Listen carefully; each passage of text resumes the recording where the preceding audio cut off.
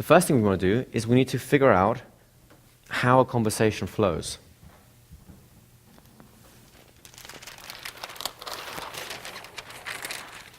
Here are the three tonalities. You guys familiar with the idea of the three tonalities?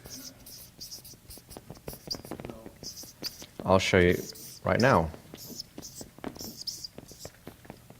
This is true of the English language and most of the Western languages. This is not true of, for example, Asian languages, which are tonal. In most Western languages, we have essentially three tones. We have a questioning tone, which tends to go upwards. And when someone talks upwards with a questioning tone, what does it do when someone has an upward tone at the end of each sentence? It creates an expectation of response, does it not? It does two things, actually. On the one side, especially if it's coupled with something non-verbal, like a raised eyebrow, you know, do you understand what I'm saying? Yes.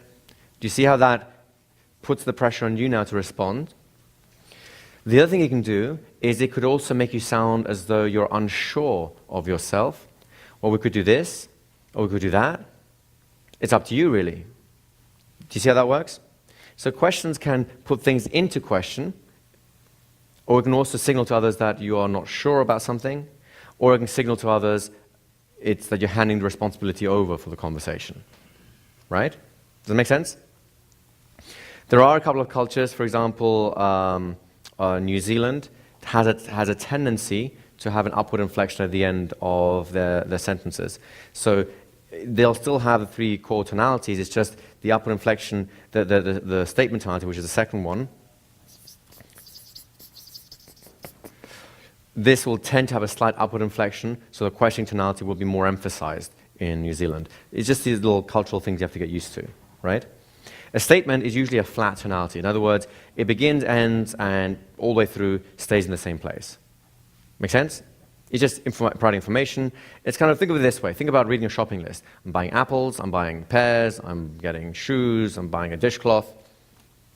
Right? It's not, I'm buying apples, I'm buying pears, dishcloth. Are you crazy? Do you understand the statement tonality? The final one is called command tonality.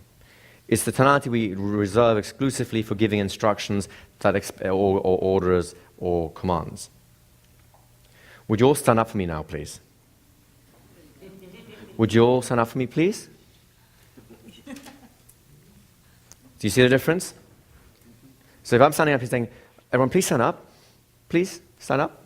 Do you see how my questioning tonality fundamentally changes what I'm expecting? If on the other hand I'm saying, everyone please stand up now. Do you feel that sort of, oh, it's time for me to do something, right? So we want to be aware of these basic tonalities, and then there are things we do in our interactions which do the same things. If I make a command, if I present a command, who is running the conversation? Who is in charge of the flow of it? I am, right? The person making the commands. If I present a statement, who is in charge of the interaction? I'm still in charge whilst I am talking. However, if I present a command, I can stop talking, I'm still in charge. If I present a statement, I can stop talking, and the other person's free to pick it up. Does that make sense? Do you see how that flows? If I ask a question, who is in charge of that interaction? The other person. You just handed the ball over to them and said, you now take over for a while. Now, of course, in polite conversation, we do this, don't we? We involve people by saying, I've played the shiny ball long enough, you take it for a while.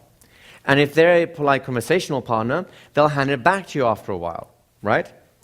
But if they're impolite, they will hold on to it. And if they hold on to it, who's in charge of the conversation? They are, right?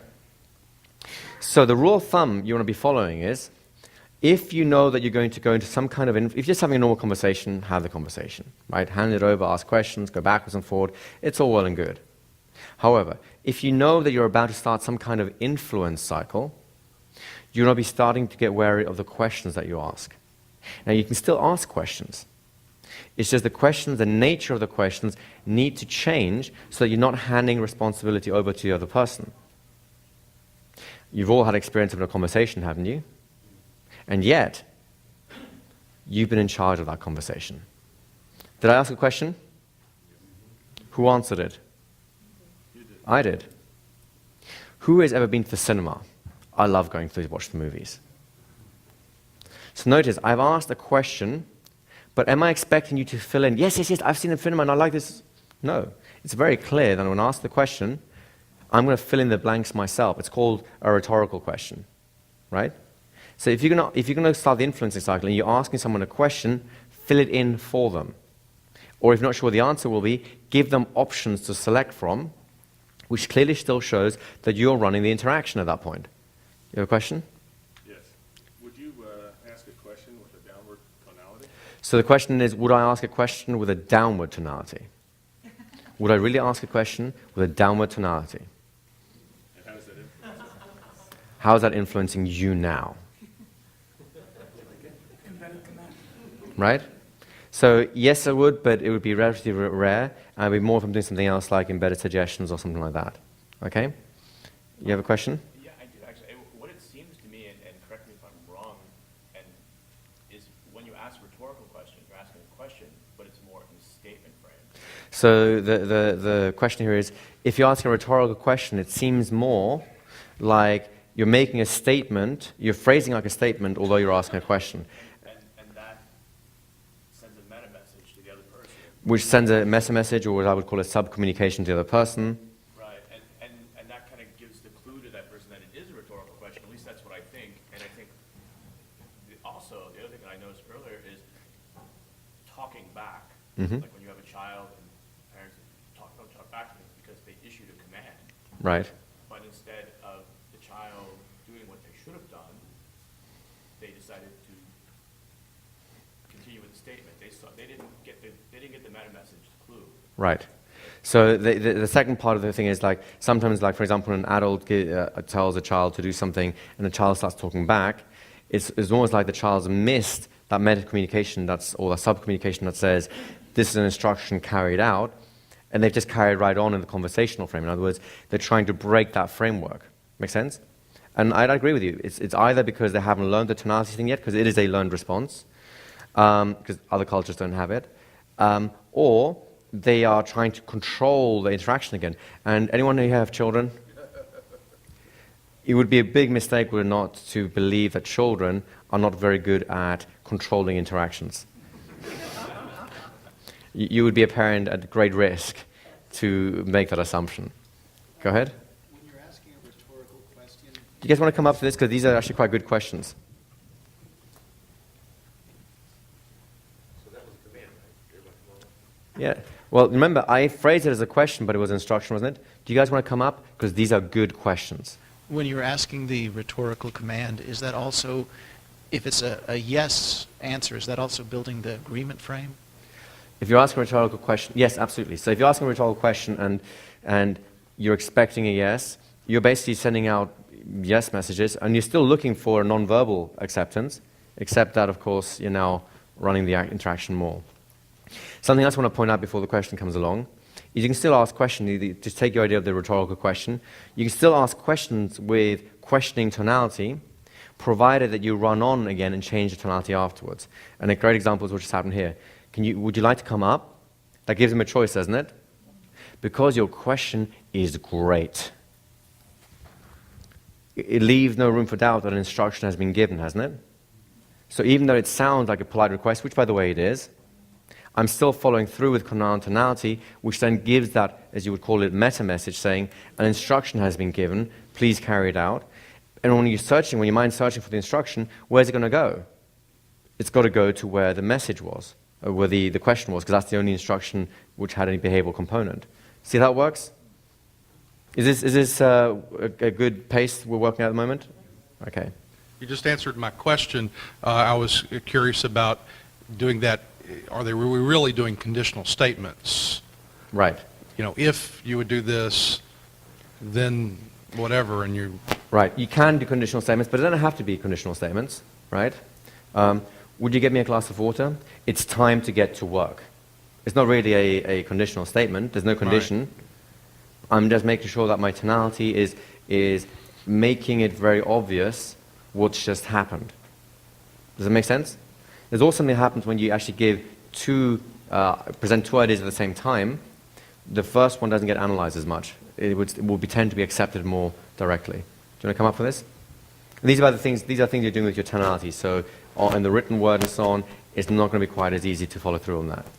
So I'm trying to find ways to take notes and remember this easier. So you've got a situation where you gave an instruction that had the rising inflection, and that all seems as normal. And then you follow with another portion of the verbiage that is what I call a justification, or where at this moment you said, what was it? Can you come on up? Oh no, you said, can you get me a drink of water? Can you get me a drink of water? It's time to get to work. And so is that also what they call a complex equivalence? Right, you're saying that because really those two things have nothing to do with each other. They have nothing to do with that. It will end up being either interpreted as a complex equivalent or a cause effect. This means that, or this because that. That'll be how it be interpreted. But again, we're not making a big deal out of it, so it won't be so as analyzed of it. The point they'll be getting is like behavior is expected, and then we'll be getting to work as well. It's kind of like it doesn't get analyzed that much. Oh, okay. Does that make sense? Yeah. The easiest way to get used to this, by the way, is just to do it. So what I'd like you guys to do is, again, just spend 2 minutes just walking around, and I want you to ask each other or talk to each other, ask the other person for a behavioral response of some sort with a questioning tonality, and then just follow it up with an instruction tonality, but a neutral statement. For example, it's time to get to work, the walls are gray, the light is dark, the room is big, right? These are just neutral statements. And then the behavioral response, like, can you lift your hand up? This room is big. They don't have to be related. Of course, in normal conversations, there's going to be some semblance of related in terms of topic. For example, get a drink of water, it's time to work. If we're going to be in work together, the context allows for it, right? So for the moment, we're not going to take the context into account, but of course, in normal conversations, you always take the context into account. Does that make sense to you guys? Do you want to come up first and then yourself? Okay, quick one. Isn't that just piggybacking suggestions? So the question is, isn't that just piggybacking suggestions? That is exactly what it is. So now you're using the piggyback principle to add your tonalities as well. So the question then becomes an instruction, and you don't lose control of the conversation. You're not handing the ball over conversationally to someone else. It's a command tone or statement, the second part? Command tone. So command tone down. All right, guys, let's just spend a minute doing that just to get a feel for it, and we'll come back. Off you go.